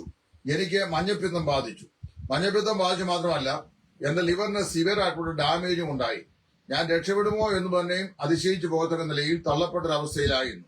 അപ്പൊ ഈ വാസ്തവത്തില് പാനപാത്രത്തിൽ നിന്ന് പങ്കുകൊണ്ടാൽ യാതൊരു കാരണവശാലും ഒരു കപ്പിൽ നിന്ന് കുടിച്ചു കഴിഞ്ഞാൽ യാതൊരു വിധമായ രോഗങ്ങളും വന്നിട്ടില്ല, വരികയുമില്ല എന്ന് പറയുന്നതിന് ഞാൻ താത്വികമായി തള്ളി പറഞ്ഞു. കാരണം എനിക്ക് തന്നെ മഞ്ഞപ്പിത്തം ബാധിച്ചു. എനിക്കത് വ്യക്തമായിട്ട് അറിയാവുന്ന കാര്യമാണ്. രണ്ട്, പാനപാത്രം നമ്മൾ ദൈവസ്വനിൽ സ്തോത്രം ചെയ്ത് കഴിയുമ്പോൾ പാനപാത്രത്തിന് ഏതെങ്കിലും മാറ്റം വരുന്നില്ല, വസ്തുമാറ്റം സംഭവിക്കുന്നില്ല. അത് വീഞ്ഞായി തന്നെ ഇരിക്കുന്നു. ബയോളജിക്കലി അതിൽ എന്തെങ്കിലും പ്രശ്നങ്ങളുണ്ട്, ആ പ്രശ്നങ്ങളൊന്നും ഇല്ലാതാകില്ല. ഉദാഹരണം പറഞ്ഞു കഴിഞ്ഞാൽ, ആ പാനപാത്രം ദൈവസന്നിധിയിൽ ഒരാൾ ഇരുന്നിട്ട് സ്തോത്രം ചെയ്ത് കഴിയുമ്പോൾ അതിനകത്ത് ഈ കണ്ടേജിയസ് ഡിസീസസ് പരത്തുന്ന ഏതെങ്കിലും വൈറസ് അടങ്ങിയിട്ടുണ്ടെങ്കിൽ ആ വൈറസ് സ്തോത്രം ചെയ്താൽ ഉടനെ ചത്തുപോവുകയില്ല എന്ന് പ്രത്യേകം മനസ്സിലാക്കണം. അതുകൊണ്ട് ഈ പറയപ്പെട്ട നിലയിലുള്ള അന്ധവിശ്വാസം ശരിയല്ല. പാനപാത്രം ഒരു കപ്പിൽ നിന്ന് പല കപ്പിലേക്ക് പകർന്നു കുടിക്കുന്നതിൽ യാതൊരു തെറ്റുമില്ലെന്നാണ് അന്നും ഇന്നും ഞാൻ പറയുന്നത്. അതിന്റെ പേരിൽ ഒരു പ്രശ്നം ഉണ്ടാകേണ്ട ആവശ്യമില്ല. അപ്പൊ ഇവിടെ വിട്ടുപോയ സഹോദരനെ ഉന്നയിച്ച അത് ഒരു ന്യായം, ഈ സിംഗിൾ കപ്പ് എന്ന് പറയുന്നത് മൾട്ടി കപ്പ് ആക്കണം എന്ന് അദ്ദേഹം പറഞ്ഞു പോലും. അദ്ദേഹം നിൽക്കുന്ന സ്ഥലസഭ ഏതാണെന്ന് എനിക്കറിയാൻ വയ്യ. എന്നാൽ അദ്ദേഹം നിൽക്കുന്ന സ്ഥലസഭയിലെ ആളുകൾ അദ്ദേഹത്തിന്റെ ആവശ്യകത ആ നിലയിൽ അംഗീകരിച്ചോ ഇല്ലയോ എന്ന് എനിക്ക് വ്യക്തമായിട്ട് അറിയാൻ വയ്യ. അത് നമ്മുടെ ഉപദേശം അനുസരിച്ച് വ്യത്യസ്തമായ വേറൊരു വിഷയമായതുകൊണ്ട് ഞാൻ അതിലേക്ക് പ്രവേശിക്കാനായിട്ട് ആഗ്രഹിക്കുന്നുമില്ല. അതൊരു സ്ഥലസഭയുടെ സ്വാതന്ത്ര്യമാണ്. ഒരു പ്രാദേശിക സഭയുടെ അഡ്മിനിസ്ട്രേഷൻ പറയുന്നത് അത് അതിൽ തന്നെ സ്വതന്ത്രമാകിയാൽ ആ പ്രാദേശിക സഭയിലെ പ്രാക്ടീസസ് സിംഗിൾ കപ്പ് ആയിരിക്കണമോ മൾട്ടി കപ്പ് ആയിരിക്കണമോ തീരുമാനിക്കുന്നത് അവിടുത്തെ എൽഡേഴ്സ് ആണ്. അവിടുത്തെ എൽഡേഴ്സ് ആ കാര്യങ്ങൾ തീരുമാനിക്കുമ്പോൾ ആ തീരുമാനപ്രകാരം നമ്മൾ അതിന് വിധേയപ്പെട്ടു പോവുക. ഉദാഹരണം പറഞ്ഞു കഴിഞ്ഞാൽ, ഞാൻ നിൽക്കുന്ന സ്ഥലസഭയിൽ ദീർഘകാലം ഇവിടെ സിംഗിൾ കപ്പാണ് ഉപയോഗിച്ചുകൊണ്ടിരുന്നത്. എന്നാൽ കോവിഡ് കാലഘട്ടം വന്നപ്പം ഞങ്ങളുടെയൊക്കെ പൊതുവായ താല്പര്യപ്രകാരം അത് മൾട്ടി കപ്പിലേക്ക് മാറി. എന്നാൽ കോവിഡ് കാലഘട്ടം കഴിഞ്ഞ് കുറെ കാലം കൂടെ തുടർന്ന ശേഷം വീണ്ടും അത് ഈ സിംഗിൾ കപ്പിലേക്ക് മടങ്ങി വന്നു. ഇനി അങ്ങനെ മടങ്ങി വരുന്നത് എന്തിന് എന്നൊരു ആശയം എന്റെ മനസ്സോട് ഉദിച്ചെങ്കിലും സഭയുടെ ഐക്യതയ്ക്കും വിഘാതം ഉണ്ടാകാതിരിക്കേണ്ടതിനും ഒരു പ്രയാസം സഭയിൽ ഉണ്ടാകാതിരിക്കേണ്ടതിനും ഞാൻ ആ സിംഗിൾ കപ്പിൽ നിന്ന് അവർ സിപ്പ് ചെയ്യുന്ന അതേ കപ്പിൽ നിന്ന് ഞാൻ സിപ്പ് ചെയ്യുന്നു. അങ്ങനെ സിപ്പ് ചെയ്യുന്നതിന് എനിക്ക് വ്യക്തിപരമായി യാതൊരു പ്രയാസവും ഇല്ല. അപ്പൊ വാസ്തവത്തിൽ ഇത് നമ്മളൊരു സഭാബന്ധം ഉപേക്ഷിക്കുന്നതിന് ന്യായമായ ഒരു കാരണമല്ല. പിന്നെ മറ്റെന്തെങ്കിലും കാരണങ്ങളുണ്ടോ എന്നുള്ളത് ചോദിച്ചാൽ എനിക്കറിയാൻ വയ്യ. കാര്യം ഈ പ്രാദേശിക സഭയുടെ പരിപാലന ക്രമം എന്ന് പറയുന്നത് സഭയെ പരിപാലിക്കുന്ന അധ്യക്ഷന്മാരിൽ അധിഷ്ഠിതമാണ്. അപ്പൊ ആ അധ്യക്ഷന്മാർക്ക് കീഴ്പ്പെട്ടനുസരിച്ചിരിക്കുക. അപ്പൊ അവിടെ നമുക്ക് വാസ്തവത്തില് അതിന് വിപരീതമായി ആശയങ്ങൾ ഉണ്ടാവാം, ഇല്ലെന്ന് ഞാൻ പറയുകയില്ല. പ്രാദേശിക സഭയിൽ പ്രയാസങ്ങൾ പലതും ഉണ്ടാകും. ഒരു പ്രയാസവും ഇല്ലാത്ത ഒരു പ്രാദേശിക സഭയും ഭൂമിയിൽ ഒരു സഭാ വിഭാഗങ്ങളുമില്ല. ആകെ ശവക്കോട്ട മാത്രമാണ് ഒരു പ്രശ്നവുമില്ലാതെ അവശേഷിക്കുന്ന ഏക സ്ഥലം. അവിടെ പ്രശ്നം ഉണ്ടായിരുന്ന ആളുകൾ പോലും വളരെ വ്യക്തമായി അവിടെ നിദ്രയിലാണ്. അവിടെ മാത്രമേ ഉള്ളൂ പ്രശ്നമില്ലാത്ത. ജീവനുള്ള ആളുകളെടുത്തൊക്കെ എന്തെങ്കിലുമൊക്കെ പ്രശ്നങ്ങളോ അഭിപ്രായ വിഭിന്നതകളോ ഒക്കെ ഉണ്ടാവാം. അത് നമ്മൾ പറയുന്ന അഭിപ്രായങ്ങളൊക്കെ അത് ആളുകൾ സ്വീകരിക്കുന്നില്ല എന്നുള്ളതാണ്. ഇപ്പൊ ഞാൻ നിൽക്കുന്ന സ്ഥലസഭ, എന്റെ അഭിപ്രായങ്ങൾ സാധാരണ നിലയിൽ അവിടെ ഇപ്പോൾ പരിപാലനം ചെയ്യുന്ന ആളുകൾ സ്വീകരിക്കാറില്ല. അവർക്കത് വിഷയമല്ല എന്നും ഞാൻ പറയുന്ന അഭിപ്രായങ്ങളെ അവർ 4 കാശിന്റെ വില കൽപ്പിക്കുന്നില്ല എന്ന് ഞാൻ മനസ്സിലാക്കി കഴിഞ്ഞപ്പോൾ ഞാൻ എന്ത് ചെയ്യുന്നറിയാമോ? I stop talking any opinion. ഓരോ അഭിപ്രായവും പറയുന്ന കാര്യത്തിൽ നിന്ന് ഞാൻ പിന്മാറി. ഞാൻ ഒരു നിശബ്ദ ആരാധകനായി മാറി പോകുന്നു. ദൈവത്തെ ആരാധിക്കുന്നു, മടങ്ങിപ്പോകുന്നു. യാതൊരു കാര്യങ്ങളിലും സഭയുടെ അകത്തെ കാര്യങ്ങളിൽ ഏർപ്പെടാറില്ല. ആ കാരണം ഞാൻ ചോദിച്ചു കഴിഞ്ഞാൽ അത് ഭയപ്പെട്ടിട്ടല്ല. ഒരു പ്രാദേശിക സഭയിൽ ഒരു പ്രശ്നം നമ്മൾ മുഖാന്തരം ഉണ്ടാകണ്ട എന്ന് വെച്ച് ഭൂമിയോളം ക്ഷമിച്ച് നമ്മൾ അങ്ങനെ നിൽക്കുകയാണ് ചെയ്യുന്നത്. അപ്പൊ അങ്ങനെ വരുമ്പോൾ അതൊരു കാരണമായി പറഞ്ഞിട്ട് ഒരാൾ പുറത്തു പോവുക എന്ന് പറയുന്നത് ഒരു പ്രായോഗികതയല്ല. കാര്യം ഈ കർത്തൃമേശയുടെ ആചരണത്തിന് ഞാൻ നേരത്തെ സൂചിപ്പിച്ചല്ലോ, സിംഗിൾ കപ്പും മൾട്ടി കപ്പും ഉപയോഗിക്കുന്നതെല്ലാം അതാത് പ്രാദേശിക സഭയുടെ അഡ്മിനിസ്ട്രേഷനോട് ബന്ധപ്പെട്ട അവിടുത്തെ അധ്യക്ഷന്മാർ തീരുമാനിക്കുന്ന തീരുമാനമാണ്. അതിനെ വ്യത്യസ്തമായി നമ്മുടെ അഭിപ്രായങ്ങൾ പറഞ്ഞെങ്കിലും പൊതുപ്രയോജനത്തിന് വേണ്ടി അല്ലെങ്കിൽ പൊതുവിന്റെ ഐക്യതയ്ക്ക് വേണ്ടി പല കാര്യങ്ങളിലും നമ്മൾ വിട്ടുവീഴ്ച ചെയ്യുകയോ നിശബ്ദത പാലിക്കുകയോ ചെയ്യുന്നത് ഒരു ക്രിസ്തീയ സാക്ഷ്യമാണെന്ന് ഞാൻ പൂർണ്ണമായി വിശ്വസിക്കുന്നു. അപ്പോൾ അങ്ങനെ വരുമ്പോൾ ഏതെങ്കിലും ഒരു വിഷയം ഉണ്ടായിക്കഴിഞ്ഞാൽ നമ്മൾ സാധാരണ നിലയിൽ സഭ വിട്ടു പോവുകയാണെങ്കിൽ, ഞാൻ എത്രയോ നാളുകൾക്ക് മുമ്പ് ഈ സഭ വിട്ടു പോകേണ്ട ഒരാളാണ്. കാര്യം അത്രമാത്രം ഈ സപ്രഷൻ എന്റെ ശുശ്രൂഷയമേൽ ഉണ്ടായിട്ടുണ്ട്. അത് നിങ്ങൾ പല ആളുകൾക്ക് പറയാം. ഞാൻ തന്നെ ഈ പ്ലാറ്റ്ഫോമിൽ വന്ന് പല പ്രാവശ്യം പറഞ്ഞിട്ടുള്ളതാണ്. എഴുന്നേറ്റ് നിൽക്കാൻ കഴിയാതെ വണ്ണം യാതൊരു ശുശ്രൂഷയിലും അതിനൊക്കെ ഒരുപാട് കാര്യം. അതായത് വ്യക്തിപരമാകുന്ന വിരോധങ്ങളോ ശത്രുതാ മനോഭാവങ്ങളോ പിന്നെ അസൂയകളോ, ഇതൊക്കെ മനുഷ്യരായതൊക്കെ ഉണ്ടാവില്ല. അസൂയകളോ പിന്നെ എന്നേക്കാൾ ഇവൻ കിടന്നു പോകരുത് എന്നുള്ള താല്പര്യങ്ങളുണ്ടോ, ഇവൻ ഞങ്ങളുടെ വീട്ടിൽപ്പെട്ട ആളില്ലാത്തതുകൊണ്ട് അങ്ങനെ പ്രൊമോട്ട് ചെയ്യേണ്ട ആവശ്യമില്ല എന്നുള്ള ചിന്താഗതികളും കൊണ്ടോ ഒക്കെ ആളുകൾ ഒരു പക്ഷെങ്കിൽ നമ്മളെ സപ്രസ് ചെയ്തു എന്ന് വരാം. അങ്ങനെ സപ്രഷൻ ഒക്കെ ഉണ്ടായാലും ഒരു ഇൻഡിവിജ്വൽ സോൾ ലിബർട്ടി നമുക്കിവിടെ ഉണ്ട്. ഇപ്പൊ തന്നെ ഇന്നലെ കടന്നുപോയ സഹോദരോട് ഞാൻ വാത്സല്യപൂർവ്വം ഞാൻ പറഞ്ഞു, ബ്രദറെ ശരിയാണ്, നിങ്ങൾക്ക് നിങ്ങളുടേതായിട്ടുള്ള ന്യായങ്ങൾ കാണാം എന്ന് എന്റെ ഒബ്ജക്ഷൻ ഞാൻ ദൈവസ്നേഹത്തിൽ പറയുന്നു. ഞാൻ അദ്ദേഹത്തെ വിളിക്കുകയും സംസാരിക്കുകയും ചെയ്തു. കാരണം ചോദിച്ചാല് ഒരു വിശ്വാസിയും സത്യം മനസ്സിലാക്കിയിട്ടുള്ള ആളുകൾ സഭാ സത്യങ്ങൾക്ക് വെളിയിൽ പോകുന്നത് എനിക്കിഷ്ടമല്ല. അതുകൊണ്ട് ഞാൻ വിളിച്ചല്ല, ഞങ്ങൾ നമ്മൾ യാതൊരു പേഴ്സണൽ ഒബ്ലിഗേഷനും ഇല്ല. ഞാൻ വിളിച്ച എന്റെ മനോഭാവം എന്താണ് എന്നുള്ളത് ഞാൻ അദ്ദേഹത്തിന് പറഞ്ഞു. അപ്പൊ അദ്ദേഹത്തിന് ഒരു പക്ഷെങ്കിൽ ഇവിടെ തുടരാൻ സാധിക്കത്തില്ലായിരിക്കാം. അദ്ദേഹത്തിൻ്റെതായ പ്രൈവറ്റ് ആയിട്ടുള്ള ഡിറ്റർമിനേഷൻ റീസൺസ് ഉണ്ടായിരിക്കാം. അതിലേക്കൊന്നും പ്രവേശിക്കാനോ അത് കൂടുതൽ എക്സ്പെരിമെന്റ് ചെയ്യാനോ ഒന്നും ഞാൻ ആഗ്രഹിക്കുന്നില്ല. എന്നാൽ 2 കാര്യങ്ങൾ ഇവിടെ ഞാൻ സൂചിപ്പിക്കാൻ പ്രത്യേകം ആഗ്രഹിക്കുകയാണ്. എബ്രായ ലേഖനം അതിന്റെ 11-ാം അധ്യായം 15-ാം വാക്യത്തിൽ അപ്പോസ്തലനായ പൗലോസ് പറയുമ്പോൾ അവർ ഇപ്രകാരം പറയുന്നു, അവർ വിട്ടുപോകുന്നതിനെ ഓർത്തുവെങ്കിൽ മടങ്ങിപ്പോകുവാൻ ഇടയുണ്ടായിരുന്നല്ലോ, അവരോ അധികം നല്ലതിനെ സ്വർഗീയമായതിന് തന്നെ കാക്ഷിച്ചിരിക്കുന്നു. അപ്പൊ ഞാനും നിങ്ങളും വേർപെട്ട സഭാവിഭാഗങ്ങൾ ഓർക്കുക. പെന്തക്കോസ്ത്, ബ്രദറൻ, ബാപ്റ്റിസ്റ്റ്, ഇതാണ് വേർപാട്ട് സഭാവിഭാഗങ്ങൾ. ഈ സഭാവിഭാഗങ്ങളിലെ വിശ്വാസം കടന്നു വന്നത് നമ്മുടെ കൂടെ നിൽക്കുന്ന കൂട്ടു സഹോദരന്മാര് നമ്മോട് എങ്ങനെ ബിഹേവ് ചെയ്യും എന്ന് ചിന്തിച്ചോ, ആ കൂട്ടു സഹോദരന്മാര് അവസാനം വരെ നമ്മുടെ ആശയങ്ങളോട് പൊരുത്തപ്പെട്ടു പോകുമെന്ന് ചിന്തിച്ചോ, കൂട്ടു സഹോദരന് നമുക്ക് വേണ്ടി ഉത്തരവാദിയാകുമെന്നോ ചിന്തിച്ചോ അല്ല, മറിച്ച് ഉപദേശ വിഷയങ്ങളിൽ നമുക്ക് ലഭിച്ച നിർമ്മലമാകുന്ന കാഴ്ചപ്പാടാണ് നമ്മൾ ആ വിശ്വാസത്തെ സ്വീകരിക്കുവാൻ കാരണമായി തീർന്നത്. നമ്മുടെ ഫെലോഷിപ്പിന്റെ അടിസ്ഥാനം കർത്താവായ യേശു ക്രിസ്തുവിന്റെ മരണവും അടക്കവും പുനരുദ്ധാനവും മടങ്ങിവരവുമാണ്. കർത്താവായ യേശു ക്രിസ്തുവിന്റെ വീണ്ടെടുപ്പാണ് നമ്മുടെ ഫെലോഷിപ്പിന്റെ അടിസ്ഥാനപരമാകുന്ന ബന്ധം എന്ന് പറയുന്നത്. അപ്പൊ അങ്ങനെ വരുമ്പോൾ ആ നിലയിൽ നമ്മൾ എന്ത് ചെയ്യണം? നമ്മള് വാസ്തവത്തിൽ അങ്ങനെ നിലക്കണം. പിന്നെ ചില പ്രത്യേക സാഹചര്യങ്ങളിൽ, ചില ഭവനങ്ങളിൽ, ചില വൈവാഹിക ബന്ധങ്ങൾ വേർപെട്ട സഭാവിഭാഗത്തിന് വെളിയിൽ നടന്നിട്ടുണ്ട്. അത് ഒരുപാടിന്റെ മാത്രമല്ല, ഇന്നലെ പോയ സഹോദരന്റെ മാത്രമല്ല, അത് ഞാൻ വായിച്ചു കേട്ടു. അദ്ദേഹത്തിന്റെ ഒരു മകളുടെ വിവാഹം ഒരു പൗരോഹിത്യ സഭയിലാണ് നടത്തപ്പെട്ടത് എന്ന് കേട്ടു. അദ്ദേഹത്തിന്റെ അതിന്റെ റീസൺസ് ഒന്നും എനിക്കറിയണ്ടേ. ഞാൻ അങ്ങനെയുള്ള കാര്യങ്ങളൊന്നും ആഴമായി ചർച്ച ചെയ്യുന്ന ഒരാളല്ല, അല്ലെങ്കിൽ അതിനെക്കുറിച്ച് അറിയാൻ ആഗ്രഹിക്കുന്നയാളല്ല. പക്ഷെ അദ്ദേഹത്തിന് തന്നെയല്ലല്ലോ, വേറെ എത്രയോ ആളുകളെ. ഞാൻ മാർത്തോമാ വിശ്വാസിയായിരിക്കുമ്പോൾ എന്റെ അയൽവാസിയായിരുന്ന ഒരു വേർപാട് ഭവനത്തില് 3 പെൺമക്കളെ, ഒരാളെ കത്തോലിക്കായാലും ഒരാളെ ഓർത്തഡോക്സിലും വേറൊരു പൗരോഹിത്യ സഭയിലുമാണ് വിവാഹം കഴിപ്പിച്ചത്. അതുപോലെ തന്നെ അവിടുത്തെ പുരുഷൻ ഒരു മാർത്തോമാ സഭയിൽ നിന്നാണ് വിവാഹം കഴിച്ചത്. അവരൊക്കെ പിന്നീട് വേർപെട്ട വിശ്വാസത്തിന് വരികയും തുടരുകയും ഒക്കെ ചെയ്തിട്ടുണ്ട്. അത് ചില പ്രത്യേക സാഹചര്യങ്ങൾ അങ്ങനെയൊക്കെ സംഭവിച്ചു വരാം. അന്നത്തെ കാലത്ത് നമ്മുടെ മാതാപിതാക്കൾ മക്കളെ സ്ത്രീധന പിശാച് നിമിത്തം വിവാഹം കഴിപ്പിക്കാൻ നിർവാഹമില്ലാതെ എങ്ങനെയെങ്കിലും ഒന്ന് വിവാഹം കഴിപ്പിച്ചു വിട്ടാൽ മതിയായിരുന്നു എന്ന് ചിന്തിക്കുന്ന ഒരു കാലഘട്ടവും നമുക്കുണ്ടായിരുന്നു എന്ന് നമ്മൾ മറന്നു പോകരുത്. ആ സാഹചര്യങ്ങൾ അങ്ങനെയൊക്കെ ചെയ്തിട്ടുണ്ട്. അതുകൊണ്ട് അവര് ഹൃദയത്തിൽ നിന്ന് തങ്ങളുടെ വിശ്വാസം ഉപേക്ഷിച്ചു എന്ന് ഞാൻ കരുതുന്നില്ല. അപ്പൊ അങ്ങനെ വരുമ്പോ നമ്മള് ഇനി അങ്ങനെ ഒരു വിഷയം വന്നാലും ഗലാത്യ ലേഖനം 6-ാം അധ്യായത്തിന്റെ 1-ാം വാക്യം, അവിടെ അപ്പോസ്തലനായ പൗലോസ് ഇങ്ങനെയാണ് പറയുന്നത്: സഹോദരന്മാരെ, ഒരു മനുഷ്യൻ വല്ല തെറ്റിലും അകപ്പെട്ടു പോയാൽ ആത്മീകരായ നിങ്ങൾ അങ്ങനെയുള്ളവനെ സൗമ്യതയുടെ ആത്മാവിൽ യഥാസ്ഥാനപ്പെടുത്തുവാൻ നോക്കുവീൻ. നീയും പരീക്ഷയിൽ അകപ്പെടാതിരിക്കാൻ സൂക്ഷിച്ചുകൊള്ളുക. നമുക്ക് ആർക്കും വന്നു സംഭവിക്കാവുന്നതാണ് വീഴ്ചകൾ അല്ലെങ്കിൽ പാളിച്ചകൾ. അതുകൊണ്ട് ഏതെങ്കിലും ഒരാൾക്കൊരു പാളിച്ച ഉണ്ടായി കഴിഞ്ഞാൽ ആ പാളിച്ച ഒരു ലൂപ്പ് ഹോളായി കണക്കാക്കി അദ്ദേഹത്തോട് അകൽച്ച കാണിക്കുക അല്ലെങ്കിൽ അദ്ദേഹത്തെ അകറ്റിക്കളയുക എന്നത് വേദപുസ്തകത്തിന്റെ ഉപദേശമല്ല. അപ്പോൾ തന്നെ വേറൊരു വിഷയമുണ്ട്. സഭയുടെ സുഗമമാകുന്ന പുരോഗമനത്തിനും അതിന്റെ നടത്തിപ്പിനും അതിന്റെ ആത്മീയ അഭിവൃദ്ധിക്കും അനുഗ്രഹത്തിനും വേണ്ടി അധ്യക്ഷന്മാരായ ആളുകളെ നമ്മൾ എന്ത് ചെയ്യുന്നു?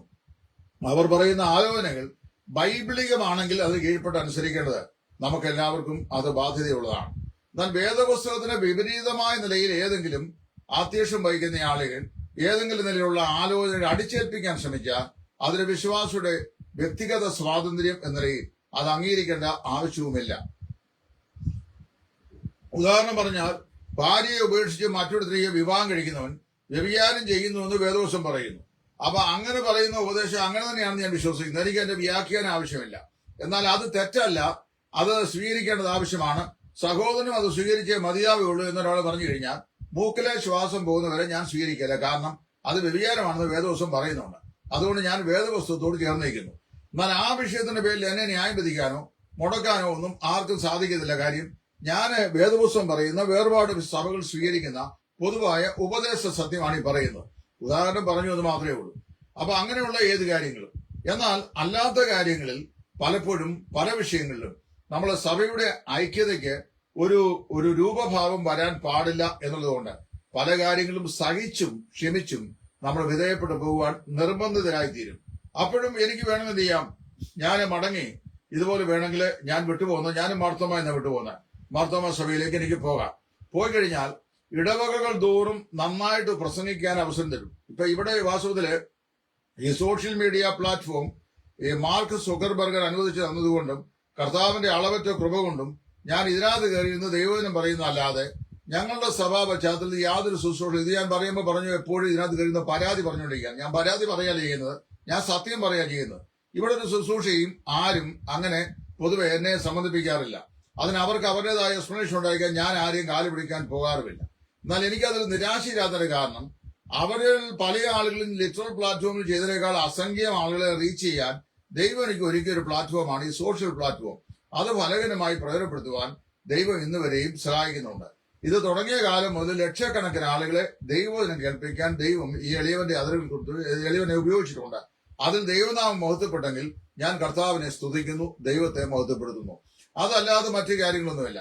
അപ്പൊ ഞാൻ പറഞ്ഞു, അങ്ങനെയാണെങ്കിൽ എനിക്ക് ലഭിക്കുന്ന ഒറ്റപ്പെടലിന്റെ അനുഭവങ്ങളും എനിക്കുള്ള സാമ്പത്തിക തിരോധനങ്ങളും, സാമ്പത്തിക തിരോധനം എന്ന് പറഞ്ഞാൽ പറയാം, ഒരു പ്രാദേശിക സഭയുടെയും യാതൊരു ഫിനാൻഷ്യൽ ഹെൽപ്പും വാങ്ങാത്ത ഒരു വിശ്വാസ വേലക്കാരാണ് ഞാൻ ആരുടെയും പൈസ വാങ്ങുന്നില്ല. എന്റെ പ്രാദേശിക സഭയിൽ നിന്നും വാങ്ങുന്നില്ല. ഇവിടെ ഉള്ളവരാരും എന്നെ ആ നിലയിൽ സപ്പോർട്ട് ചെയ്യുന്നില്ല. അപ്പൊ ഞാൻ എന്റേതായ കഠിനാധ്വാനം കൊണ്ടും ദൈവം അതിശയകരമായി ഏലിയാവിനെ പോറ്റുന്ന പോലെ ഒന്നോ രണ്ടോ ആളുകളെ എഴുന്നേൽപ്പിച്ച് അവരെയും കൊണ്ട് ദൈവം നമ്പുരാൻ എന്തെങ്കിലും എന്റെ ആവശ്യങ്ങൾ എന്നോട് കൂട്ടായ്മ കാണിക്കുന്നതല്ലാതെ യാതൊരു സാമ്പത്തിക സൗകര്യങ്ങളും സാവകാശങ്ങളും ഈ സമൂഹത്തിൽ നിന്ന് അങ്ങനെ അനുഭവിച്ചു പോകുന്നൊരു രീതിയല്ല എന്റേതുള്ളത്. അപ്പോഴും എനിക്ക് ഈ സഭ വിശ്വാസം വിട്ട് പുറത്തു പോകണം എന്ന് തോന്നിയിട്ടില്ല. എന്നറിയാമോ, നമ്മൾ വേർപെട്ട വിശ്വാസം സ്വീകരിച്ചത് കർത്താവിനോടും ദൈവവചനത്തോടുള്ള കാഴ്ചപ്പാട് നിമിത്തമാണ്. അപ്പൊ കർത്താവിനോടും ദൈവവചനത്തോടുള്ള കാഴ്ചപ്പാട് നിമിത്തം ഞാൻ ഇങ്ങനെ വിശ്വസിക്കുന്നു, ഞാൻ നിൽക്കുന്ന സഭയിലെ അല്ലെങ്കിൽ സഭാ പ്രസ്ഥാനത്തിലെ 98% ആളുകൾക്കും ഉപദേശത്തിന് വിപരീതമായി ഏതെങ്കിലുമുള്ള പാളിച്ചകളോ പ്രയാസങ്ങളോ ഉണ്ടായാലും സത്യമെന്ന് ദൈവം എന്നെ ബോധ്യപ്പെടുത്തിയ ദൈവവചനത്തിന് യാതൊരു മാറ്റവും വരായികയാണ്. എനിക്ക് യാതൊരു നല്ല ചാഞ്ചല്യവും ആ വിഷയത്തിൽ ഉണ്ടാവുകയില്ല. കാരണം അറിയാമോ, ഇതൊക്കെ സഹിച്ച് ദൈവത്തിന് വേണ്ടി നിൽക്കാനാണ് കർത്താവ് നമ്മെ വിളിച്ച് ആഗ്രഹിക്കുന്നത്. എബ്രായലേഖനം അതിന്റെ 10-ാം അധ്യായത്തിന്റെ 34 വാക്യങ്ങൾ ഈ ബന്ധത്തിൽ ഞാൻ വായിച്ചു കേൾപ്പിക്കാം. ആ യഹൂദ പശ്ചാത്തലത്തിൽ നിന്നും ക്രൈസ്തവ വിശ്വാസം സ്വീകരിച്ച് വേർപെട്ട വിശ്വാസം സ്വീകരിച്ച് മുമ്പോട്ട് വന്ന ആ വിശുദ്ധന്മാരായ എബ്രായ ക്രൈസ്തവർ സാഹചര്യത്തിന്റെ സമ്മർദ്ദങ്ങൾ കൊണ്ട് അവർ ഉപേക്ഷിച്ചു പോകുന്നതിലേക്ക് മടങ്ങിപ്പോകാനുള്ള തൃഷ്ണ അവർക്കുണ്ടായി കഴിഞ്ഞപ്പോൾ പൗലോസ് അവരോട് പറയുകയാണ്, തടവുകാരോട് നിങ്ങൾ സഹതാപം കാണിച്ചല്ലാതെ സ്വർഗത്തിൽ നിലനിൽക്കുന്ന ഉത്തമ സമ്പത്ത് നിങ്ങൾക്കുണ്ട് എന്നറിഞ്ഞ് സമ്പത്തുകളുടെ അപകാരവും നിങ്ങൾ സന്തോഷത്തോട് സഹിച്ചു. അപ്പൊ എബ്രായ വിശ്വാസം നിന്ന് ക്രൈസ്തവ വിശ്വാസം സ്വീകരിച്ച് മുമ്പോട്ട് വന്ന ഈ എബ്രായ വിശ്വാസികൾ സാമ്പത്തികമായ അപകരണം മറ്റുള്ളവരാൽ സഹിക്കുവാൻ ഇടയായവരായി തീർന്നു. അതുകൊണ്ട് പറയുകയാണ്, മഹാപ്രതിഫലമുള്ള നിങ്ങളുടെ ധൈര്യം തള്ളിക്കളയരുത്. ദൈവേഷ്ടം ചെയ്ത് വാഗ്ദത്തം പ്രാപിപ്പാൻ സഹിഷ്ണുത നിങ്ങൾക്ക് ആവശ്യം. പ്രിയമുള്ളവരെ, നമ്മളെല്ലാവരും വേർപാട് ബന്ധുക്കോസ് സഭാവിഭാഗങ്ങളിൽ നിൽക്കുന്നത് 100% ഇവിടുത്തെ സംവിധാനങ്ങളിൽ നമ്മളുള്ള ഏർപ്പെടലുകൾ ശരിയാണ് എന്നുള്ളതുകൊണ്ടല്ല.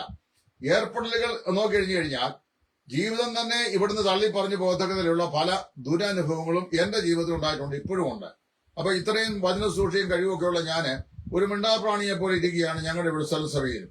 അവരെന്നോട് പല പ്രാവശ്യം സംസാരിക്കാൻ ആവശ്യപ്പെട്ടെങ്കിലും ഞാൻ അതിലേക്ക് ഏർപ്പെടാറില്ല. കാരണം അറിയാമോ, എന്റെ കാഴ്ചപ്പാടനുസരിച്ച് ഇപ്പോൾ അവിടെ പരിപാലനം ചെയ്യുന്ന ആളുകൾ വചനപ്രകാരം എന്നാണ് ഞാൻ വിശ്വസിക്കുന്നത്.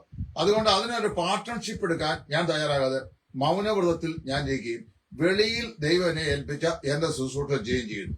ഞാൻ കഴിഞ്ഞ ആഴ്ച കോരിച്ചൊരിയുന്ന ഒരു സെക്കൻഡ് പോലും ഇടതടവില്ലാതെ പെയ്തുകൊണ്ടിരിക്കുന്ന പേമാരിയിൽ ഇടുക്കിയിലെ കഞ്ഞിക്കുഴി വെൺമണി പ്രദേശങ്ങളിൽ ഒരു വാഹനത്തിനകത്ത് നിന്ന് പരസ്യോത്തര പ്രസംഗിക്കുകയായിരുന്നു. എനിക്ക് അതിൽ വളരെ സന്തോഷമുണ്ടായി. കാരണം എന്താ ചോദിച്ചാൽ കർത്താവിനെ കുറിച്ച് പറയാൻ അവസരമുണ്ടായി എന്നുള്ളതാണ്. ഞാൻ ഫോണിൽ ഓഫ് ചെയ്തു.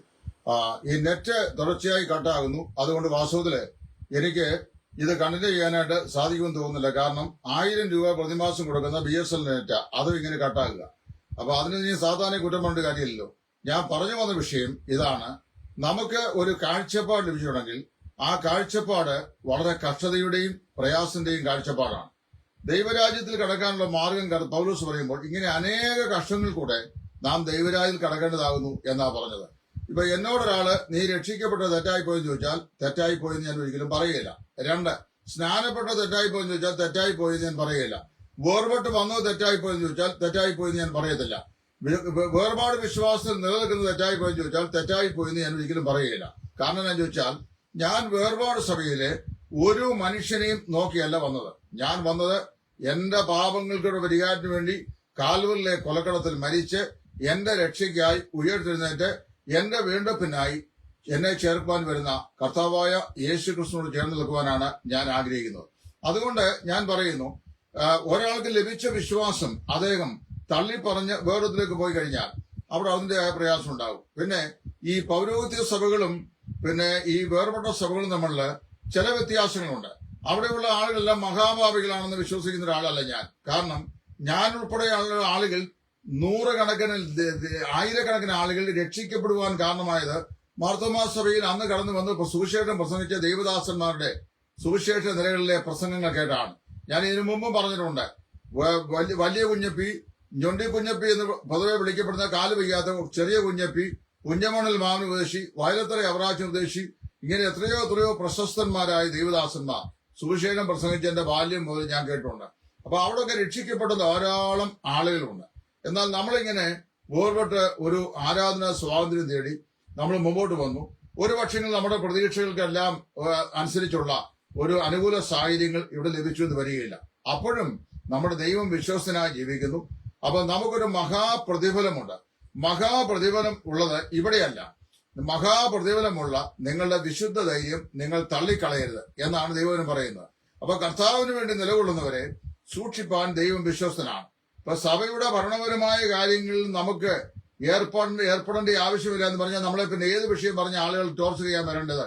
ഇപ്പൊ ഞാനൊരു കാര്യവും സഭയുടെ ഭരണപരമായ കാര്യങ്ങൾ ഏർപ്പെടുന്നില്ല, മേലെ ഏർപ്പെടുകയുമില്ല.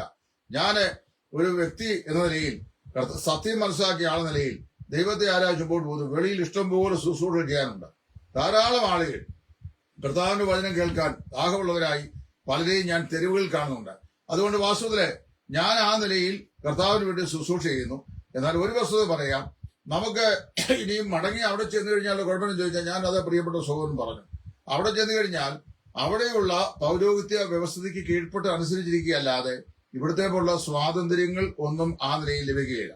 ഉദാഹരണം പറഞ്ഞു കഴിഞ്ഞാൽ ഇപ്പൊ ഇവിടെ വേർപാട് സഭയിൽ നിൽക്കുമ്പോൾ തന്നെ, അല്ലെ പെന്തക്കോസ്ത് സഭയിൽ നിൽക്കുമ്പോൾ തന്നെ ഇവിടെയുള്ള കറക്ഷൻ ആവശ്യമായ കാര്യങ്ങളെ കുറിച്ച് നമുക്ക് പരസ്യമായി പറയാനുള്ള ഇൻഡിവിജ്വൽ സോൾ ലിബർട്ടി ഉണ്ട്.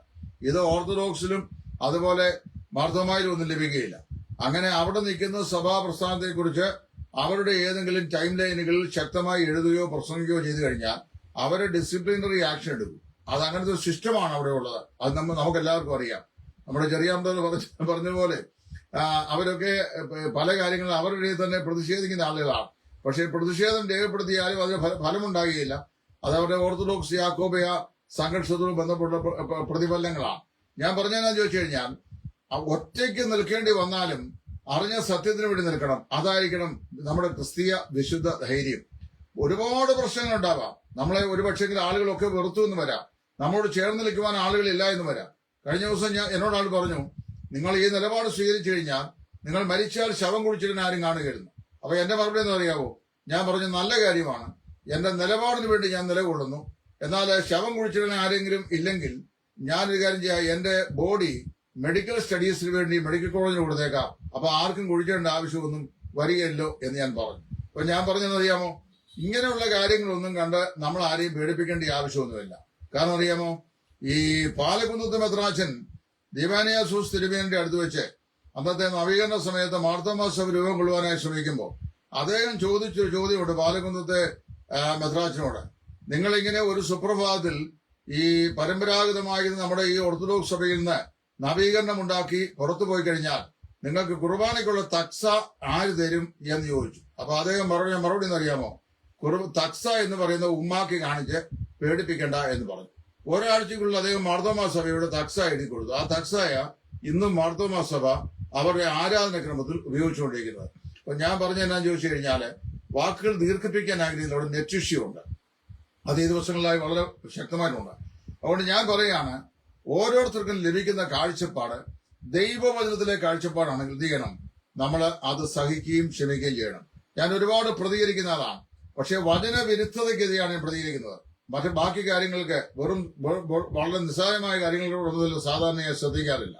വചനവിരുദ്ധമായ ഗൗരവമുള്ള വിഷയങ്ങൾ വന്നാൽ പ്രതികരിക്കും, അതിന് മറുപടിയും പറയും. മറുപടി പറഞ്ഞാൽ എന്നെ പൊതു ശുശ്രൂഷകളിലേക്ക് മറുപടി പറയുന്നവനായതുകൊണ്ട് സ്വീകരിക്കേണ്ട എന്ന് ഞങ്ങളുടെ സമൂഹം സ്വീകരിച്ചാലും എനിക്ക് പറയാൻ പ്ലാറ്റ്ഫോം ഉണ്ടല്ലോ.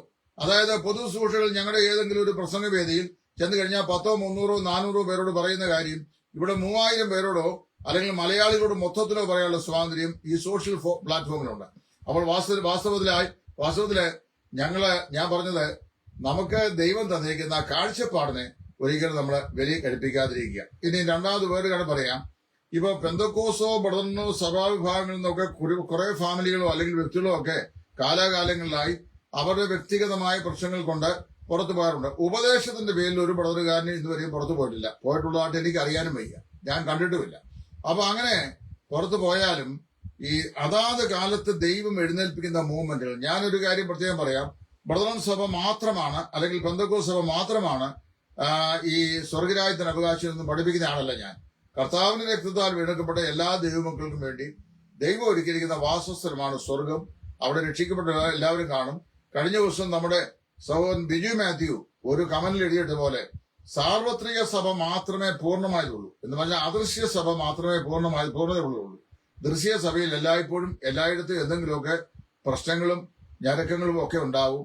ഇതൊക്കെ ഇതിന്റെ സ്വാഭാവിക ഭാഗങ്ങളാണ്. കാര്യം ആ വ്യക്തി സ്വാതന്ത്ര്യം എവിടെ കൂടുന്നു അവിടെ അനൈക്യതയും അഭിപ്രായ വിഭിന്നതയും സ്വാഭാവികമായി ഉണ്ടാവും.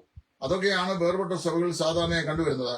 എന്നാൽ അന്ത്യത്തോളം സഹിച്ചു നിൽക്കുവാൻ നമുക്ക് കഴിയുമെങ്കിൽ വാസ്തവത്തിൽ ചെയ്യണം.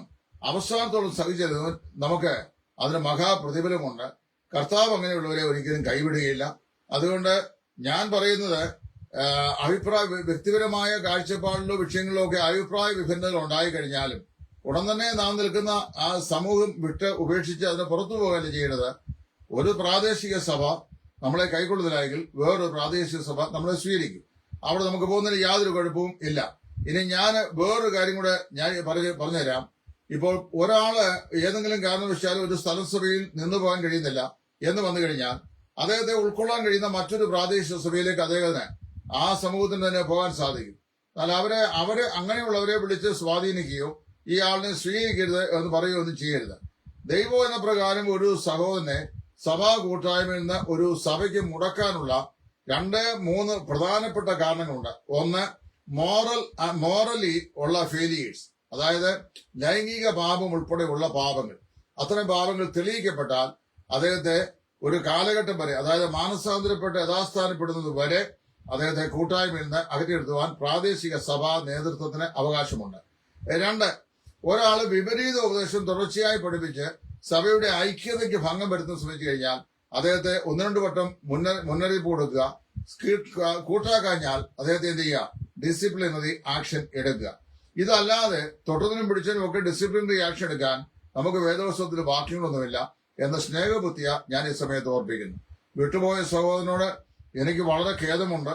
അദ്ദേഹം ഒരു കാരണവശാലും പോകാൻ പാടില്ലായിരുന്നു എന്ന എന്റെ ഖേദം ഞാൻ അദ്ദേഹത്തെ നേരിട്ട് അറിയിക്കുകയും ചെയ്തിട്ടുണ്ട്. എന്നാൽ നമുക്ക് അങ്ങനെ വ്യക്തിപരമായി പറയല്ലാതെ ഡിസിഷൻസ് ഓരോരുത്തരുടെ വ്യക്തിപരമായ തീരുമാനങ്ങളല്ലേ.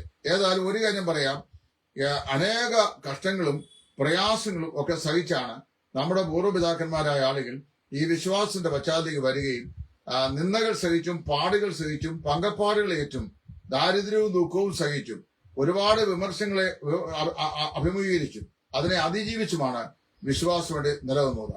വാർത്തമായ യാക്കോബിയ പശ്ചാത്തലമുണ്ടായ നമ്മുടെ പിതാക്കന്മാർ വേർപെട്ട സഭകളിലേക്ക് വിശ്വാസം സംബന്ധിച്ച് മടങ്ങി വന്നപ്പോൾ വാസ്തവത്തില് അവര് കപ്പയും മീനും തിന്നാൻ വേണ്ടി പോയവരാണെന്നും ഒക്കെ പറഞ്ഞു പോവുകയും വിവാഹം, ശവസംസ്കാരം, മാമോദിസ തുടങ്ങി സത്കർമ്മങ്ങളിൽ യാതൊന്നിനും സംബന്ധിപ്പിക്കാതെ അവരെ ഒറ്റപ്പെടുത്തി കളയുകയും ചെയ്തൊരു പൂർവ്വചരിത്രവും ഈ മലങ്കരയ്ക്ക് പറയാനായിട്ടുണ്ട്. അപ്പോഴും ദൈവം അങ്ങനെയുള്ളവരെ തള്ളിക്കളഞ്ഞിട്ടില്ല. നമ്മളെ അന്ത്യത്തോളം വിശ്വസ്തരായി നിന്നാൽ നിശ്ചയമായും നമ്മുടെ വിശ്വാസത്തിന്റെ കാഴ്ചപ്പാടിന് പ്രതിഫലം തരുന്നൊരു ദൈവം നമുക്കുണ്ട്. അതുകൊണ്ട് വിശ്വാസത്തിന്റെ നല്ല സ്വീകാര്യം മുറുകെ പിടിച്ചുകൊണ്ട് മഹാപ്രതിഫലമുള്ള നമ്മുടെ വിശുദ്ധ ധൈര്യം ഒരിക്കലും ഉപേക്ഷിക്കാതെ ദൈവത്തിലും ദൈവത്തിന്റെ വചനത്തിലും ആശ വെച്ച് സന്തോഷത്തോടെ ഉറച്ചെടുക്കുവാൻ ദൈവം നമ്മെ സഹായിക്കട്ടെ. ഏതെല്ലാം ജീവിത സാഹചര്യങ്ങൾ നമുക്കെതിരായാലും ദൈവവും ദൈവത്തിന്റെ വചനവും നമുക്ക് അനുകൂലമാണെങ്കിൽ നിശ്ചയമായും ആഹാബിന്റെ കാലത്ത് ഓബദ്യാവ് പറയുന്ന ഒരുത്തനെയും കൊണ്ട് 50 പേരെ രഹസ്യമായി ഗുഹകളിൽ പാർപ്പിച്ച് ആഹാബിന്റെയും ബാലിന്റെ പ്രവാചകന്മാരുടെയും കണ്ണിൽപ്പെടാതെ അവർക്ക് അപ്പവും വെള്ളവും കൊടുത്ത് രഹസ്യമായി ശുശ്രൂഷ ചെയ്ത പോലെ കെരീത്തിൽ കാക്കയും അതുപോലെ തന്നെ സരാഫ്തയിൽ വിധവയും കൊണ്ട് തന്റെ ദാസനെ പോഷിപ്പിച്ച പോലെ സത്യത്തിന് വേണ്ടി സാക്ഷി നിൽക്കുന്ന തന്റെ മക്കളെ, അതിൽ ഉറച്ചു നിൽക്കുന്ന ആളുകളെ ആരെല്ലാം ഉപേക്ഷിച്ചാലും എതിർത്താലും ഏതെല്ലാം പ്രതിസന്ധികൾ വന്നാലും അവരെ പുലർത്തുവാൻ ദൈവം വിശ്വസ്തനാണെന്ന് എന്റെ വ്യക്തിപരമായ അനുഭവത്തിലൂടെ ഞാൻ പരസ്യമായി പ്രസ്താവിക്കട്ടെ. പിന്നെ ഒരു പ്രാദേശിക സഭയുടെ നേതൃത്വം, അത് മൂപ്പന്മാരാകട്ടെ പാസ്റ്റേഴ്സ് ആകട്ടെ, അവർക്ക് കീഴ്പ്പെട്ട് അനുസരിച്ചു പോകാനാണ് ദൈവവചനം നമ്മോട് പറയുന്നത്. എന്നാൽ ദൈവവചനത്തിന് വിപരീതമായി പ്രവർത്തിക്കുന്ന മൂപ്പന്മാരോ അല്ലെങ്കിൽ പാസ്റ്റർമാരോ ആണെങ്കിൽ അവരെ കീഴ്പ്പെട്ട് അനുസരിക്കണം എന്ന് ദൈവവചനം പറയുന്നില്ല. വചനപ്രകാരം നിൽക്കുന്നവരെയാണ് അനുസരിക്കേണ്ടത്. അത് പ്രാർത്ഥനയോടുള്ള നമ്മുടെ സമീപനം, സഹിഷ്ണുത, സൗമ്യത, പിന്നെ ഹൃദയത, ഇതെല്ലാം ഇതിനോട് ബന്ധപ്പെട്ടിരിക്കുന്നു. നമ്മിൽ ആരും തന്നെ കുറഞ്ഞു പോകുവാൻ ഒരിക്കലും ഇടയാതെ വണ്ണം കർത്താവിന്റെ കൃപയിലും അവിടുത്തെ അമിത ബലത്തിലും ശക്തി പ്രാപിച്ചുകൊണ്ട് നമ്മുടെ ജീവിതം വാസ്തവത്തിൽ ഇവിടെ പരിമിതമാണെങ്കിലും നിത്യതയാണ് ദൈവം നമുക്ക് വേണ്ടി ഒരുങ്ങുന്നത്. അതുകൊണ്ട് നിത്യതയിൽ നമ്മുടെ എല്ലാ കാഴ്ചപ്പാടുകൾക്കും സമീപനങ്ങൾക്കും നമ്മൾ കണക്കൂടുക്കേണ്ടവരാണ് എന്നുള്ള ഉത്തമ ബോധ്യത്തോടെ ദൈവസന്നയിൽ വചനത്തെ അനുസരിച്ച് കീഴ്പ്പെട്ട് അനുസരിച്ച് കർത്താവിന് ജീവിപ്പാൻ ദൈവമായ കർത്താവ് നമ്മേവരെയും സഹായിക്കട്ടെ എന്ന് ആശംസിക്കുന്നു, പ്രാർത്ഥിക്കുന്നു. ഈ പ്ലാറ്റ്ഫോമിൽ എന്നെ കേട്ട നിങ്ങൾക്ക് എല്ലാവർക്കും നന്ദി. ദൈവം എല്ലാവരെയും അനുഗ്രഹിക്കട്ടെ. നമ്മുടെ കർത്താവ് വരുവാൻ താമസിക്കുന്നില്ല. അതുകൊണ്ട് നമുക്ക് വിശുദ്ധിയിലും വെടിപ്പിലും നമ്മെ തന്നെ ദൈവസന്നിധിയിൽ വിശ്വസ്തയോടെ ഒരുക്കി കർത്താവിന്റെ പദവിയായി കാത്തിരിക്കുവാൻ, നമ്മുടെ വിശ്വാസത്തിന്റെ അതിധൈര്യം നഷ്ടപ്പെടാതെ സൂക്ഷിപ്പാൻ ദൈവത്തിന്റെ പരിശുദ്ധാത്മാവ് നമ്മെ എവരെയും സഹായിക്കട്ടെ എന്ന് പ്രാർത്ഥിച്ചുകൊണ്ട് ഈ വാക്കുകൾ നിർത്തുന്നു. ദൈവനാമം മഹത്വപ്പെടുമാറാകട്ടെ.